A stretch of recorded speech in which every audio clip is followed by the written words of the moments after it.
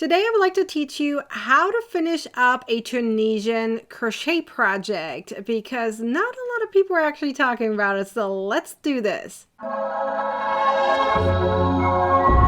In order to finish a crochet project so it doesn't have these giant gaps right here at the very last row or round, you're going to finish it up with slip stitches. But the slip stitches depend on which project you're using. This project right here is a Tunisian reverse stitch project. So what I would do is I would go from the back, just like the Tunisian reverse stitch is, which is done from the back here, from the back loop. You're going to pull that back and then do the slip stitches that way. So let me show you what that means. So you're going to yarn over and then pull through both.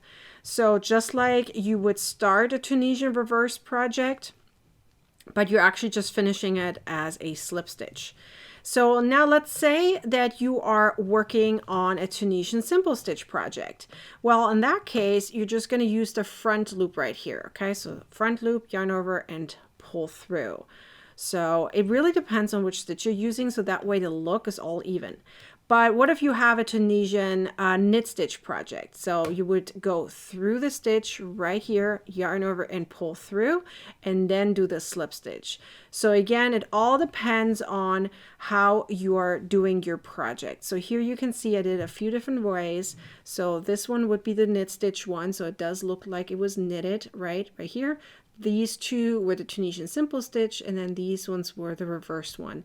So in order to make sure that your project looks even, you want to use the stitch of the project you were using. So even if you're mixing up the stitches, right? So let's say it's a mixture of Tunisian simple and reverse stitches, then wherever there's supposed to be a reverse stitch, you're making a reverse stitch as a slip stitch, and then where the Tunisian simple stitch is, you would do it as a Tunisian simple stitch but as a slip stitch. So you're pretty much just finishing it up, so that way you have a clean edge on the top and on the bottom.